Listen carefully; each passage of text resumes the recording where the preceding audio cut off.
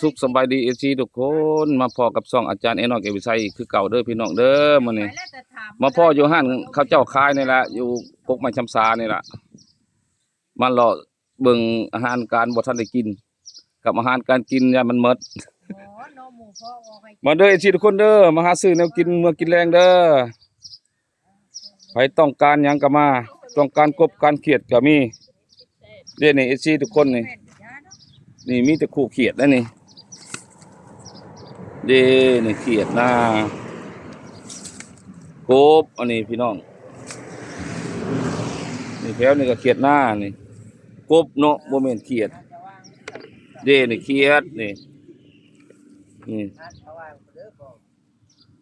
นี่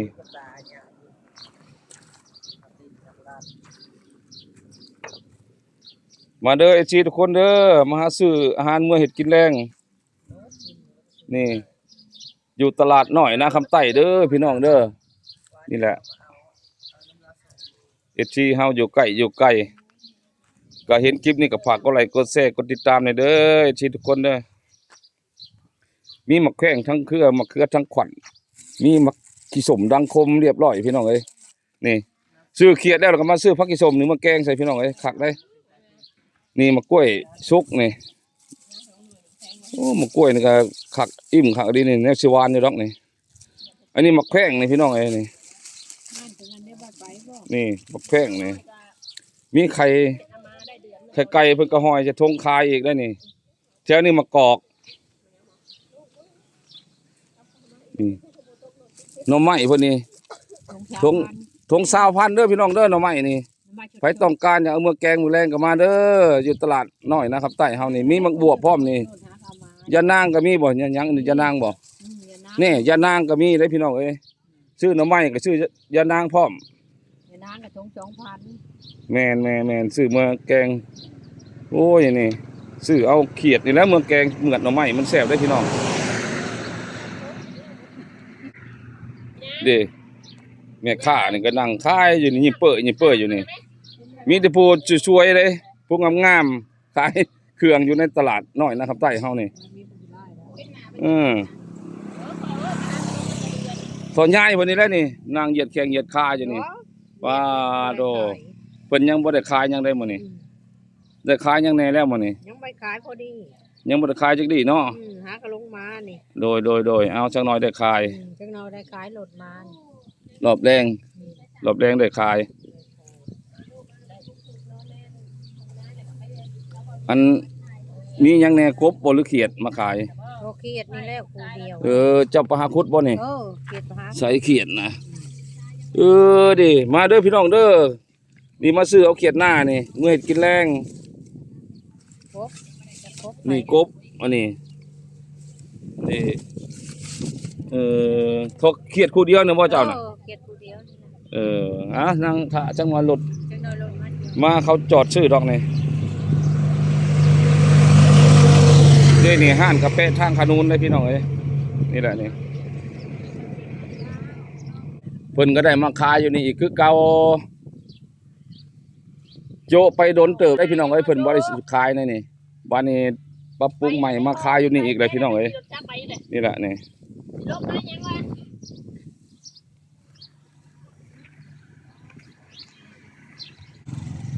ทั้งนี้มีห่อสมนี่โดยมาพี่น้องมาซื้อเอาห่อสมนี่สมปลาคอสมปลาโดก็มีได้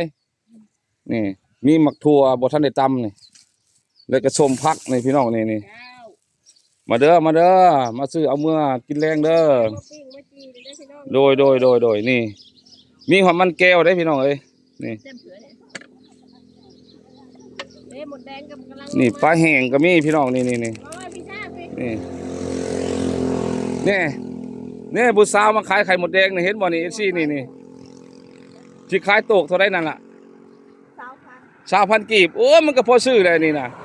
นี่โอ้ยมานี่ให้เบิ่งน้ำนี่บางเทื่ออยากมาซื้อซอยได้นี่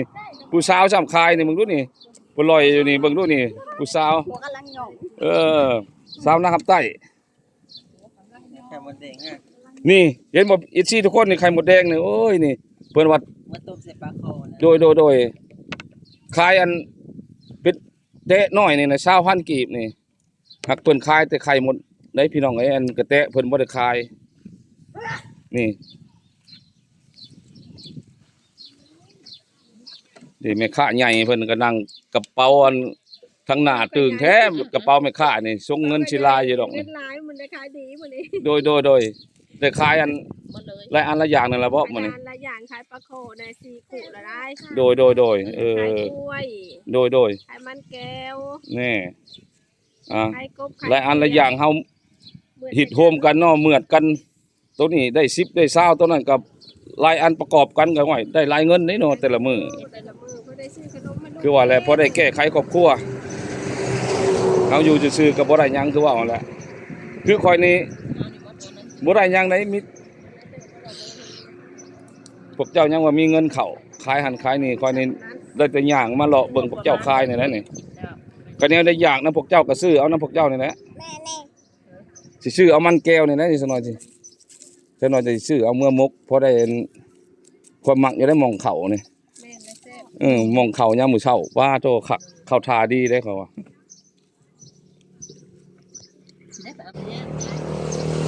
แม่ค้าอ้วนนี่มันคือนั่งอันตะหมอบตอบคาอยู่ในขี้ดินนี่ตัวนี้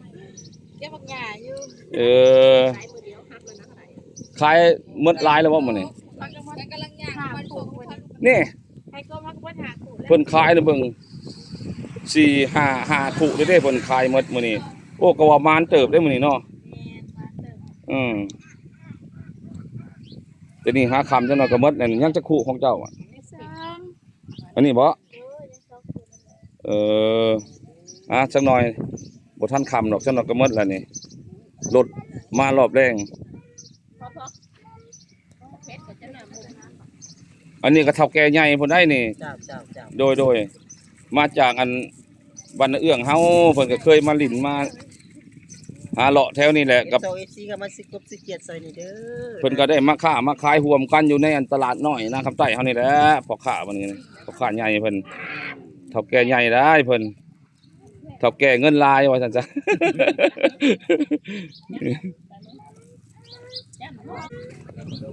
แค่บ่เผา โอ้ไว้เนาะจะไปต่อยไข่มดแดงมาขายเนาะ ใครสนใจไปต่อยน้ำติ๊กตอกมาได้เด้อ อำบอกเอซี่เนี่ยเจ้าก็จะได้หมู่อยู่บ่ไปต่อยไข่มดแดงนำน่ะ อยากได้อยู่ เนี่ย ได้สนใจไปใหญ่ขมดแดงมาได้เด้อ ไปอันถือกระตาให้เนาะหรือว่าไปขึ้น ขึ้น ไป กบมดแดงเนี่ย ให้อันเขาเจ้าขึ้นกงมดแดงเนาะเจ้าถือกระตาเนาะโดยมาเด้อเอซี่เด้อนี่แหละน้องสาวคนงามบ้านนะครับใต้เฮานี่โอ้ยไปแย่ไข่มดแดงน้ำอายบ่วะ แย่อยู่หัวหน้า โดยภาคชู FC ฟังดูแนะนำมึงดูให้ FC เห็นเจ้านะว่าเจ้าเฮ็ดหยังแต่ละมื้อนะสมมุติว่าหรือว่าไปเจ้าประหารต่อยไข่หมดบ่หรือว่าประหารหยังก็หาผู้บ่าวทาง FC นี่ไป อ้าว นำแน่ฝากฟังถึง FC แน่นี่น้องสาวเพิ่นบ่กล้าเว้าแล้วบัดนี้ ย่านผู้บ่าว FC บ่นี่ ยำแล้วลูกยำยำบ่เป็นว่า บ่เป็นเว้าบ่โดย กินเลยไหมเฒ่าบ่รู้มันกิน นี่เห็นบอก FC ทุกคนเลยถ้าเห็นคลิปนี้ก็ฝากกดไลค์กดแชร์กดติดตามหน่อยเด้อนี่น่ะผู้สาวคนงามบัดนะครับใต้เฮานี่น้องซ่า โสดเด้อ ยังโสดเพิ่นว่ายังโสดยังหาคู่อยู่บ่ทันได้บ่ทันเจอเพิ่นว่าโอ้ยเมื่อยหาเลยเพิ่นว่าไปทางไข่มดแดงก็ไปผู้เดียวเพิ่นว่าบ่มีคู่เพิ่นหาคู่อยู่เดี๋ยวนี้ให้ไปขึ้นอันหาเนื้องามมดแดงพี่น้อง นี่แหละน้องซ่าคนงามกินหยังมาทางนี้กินส้มมะขาม ส้มมะขามน้ำน่องเผา แม่นบ่แม่นกินเมี่ยงได้เนาะกินส้ม มะขาม เด้ ส้มมะขามบ่เป็นเมียงสิไข่ โดยมาเด้อสิเด้อมากินอันส้มมะขามเพิ่นว่านี่ ลอกแซ่บๆเลยประเด็น นี่ มีเจียผมก็มี เพื่อนบ่ส้มบ่ลูกปลาโทกัดใส่นะ ใส่กระชายเลยอ่ะ โท กินขักเลย ปิดตาน้ำลายแตกน้ำแท้น่ะ แซ่บใส่บอกลูกมาเด้อสะพายอยากมะขามชม โดยเด้อนี่หันบอกไอ้ซี่ก่อนนี่เป็นของน้องซ่าเด้อนี่เด้อนี่ไข่มดแดงเพิ่นไปต่อยมาใหม่ๆนี่เพิ่นมากินนี่แหละนี่ได้3เตะเพิ่นว่า เจ็ดล้า แต่ละ3,000ก็ได้60,000พี่น้องเอ้ยพอได้เงินนั่นซื้อบัตรโทรศัพท์เพิ่นว่า แต่ละมื้อเพิ่นไปก็บ่อยากได้ลวงหลายดอกพอได้จุบบัตรเก่าเพิ่นว่านี่แหละนี่นั่งงานหัวยิเป้ออย่างนี้ นี่ตก โอ้ใจก็ดีได้พี่น้องเอ้ยยิ้มอยู่นี่น่ะ คนงามใจดี คือว่าเลยคนงามเนี่ยใจดีเนาะคำคนบ่งามเลยเป็นใจหยังใจผีบัดนี้ งามใจดีคนขี้ลายใจขี้หาย โดยเว้าหยอกโน้หัวม่วนกันก็ขอโทษขออภัยในวิธีเด้อถ้าว่าผิดบ่แม่นประการใดก็ดีบางเทื่อก็เว้าบ่ถูกก็มีในอีซีเอ้ยเขาเว้าผิดก็ขอโทษขออภัยนำหลายๆอีซีเฮาทุกคนมาตลกเคห้ากันแหน่จักหน้อย แล้วนะน้องอ๋อลำปิดถั่วแห้ได้มาขายป่ะเนี่ย นี่ แล้วเขาลุม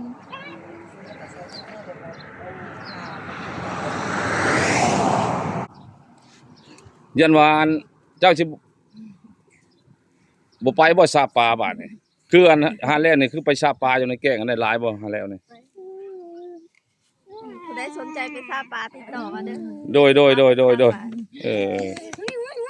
ถือว่ามื้อนี้หันมาแล้วเนาะแต่หาใครหมดเนาะถือว่ามื้ออื่นจังไปใหม่บ่ ผู้อื่นสิไปซาปลา โดยหันมาเด้อซี่เด้อผู้บ่าวซี่ได้เลยกับผู้ใดบ่ทันมีลูกมีเมียว่าซั่นมาโลดมาหาเพิ่นสิพาไปหาซาปลามื้ออื่นนี่ลงเพิ่นแหละเซ่ถือข้าวไปกินน้ำไปก้อยปลากระบอกกินอยู่เซ่เลยพี่น้องเอ้ยมานี่แหละอันเฮือนเพิ่นอยู่กับบ่อนอันนี้แหละบ่อนตลาดขายนี่แหละนี่ โอ้ย อยู่กกไม้ซ้ำซานี่แหละ ถ้ามาบ่เห็นก็ถามเขาเจ้าแถวนี้ก็ได้ โดยแน่งานให้อีซีอันฟังอันน้องสาวเพิ่นอันฝากก่อน หมดแล้วไหม เบิดแล้ววันนี้ ถือว่ามันวันสิไปรับจ้างเกี่ยวข้าวกับข้าวหมดเลยเนาะมีแต่ประหารของสัตว์ป่าของดงเลยเนาะมาขาย ไปหาหน่อไม้นะ โดยเมื่อท่านก็หาหน่อไม้อยากจะหาหน่อไม้ก็ซาปลาอยากซาปลาก็ไปต่อไข่มดแดงเหรอไปเหตุการณ์สั้นสูงเลยไปหาแย่เฮือนแย่หั่งเขาได้เพิ่นเลยโอ้ยเดี๋ยวนั้นแหละจังหวัดท่านได้ผัวน้ำหมู่น่ะเจ้าไปหาแย่แต่เฮือนแต่หั่งเขา เอาไว้รถทำเปียกกัน แม่นายตะกงมานั่งอยู่พี่แล้วบัดนี้ นั่งใบขายมานั่ง โดย ไอแม่สองอันนั้นเข็มหนึ่งบริสองเข็มแสนหนึ่ง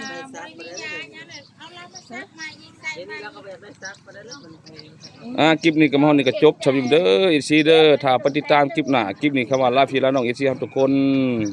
อยู่ดีมีแห้ง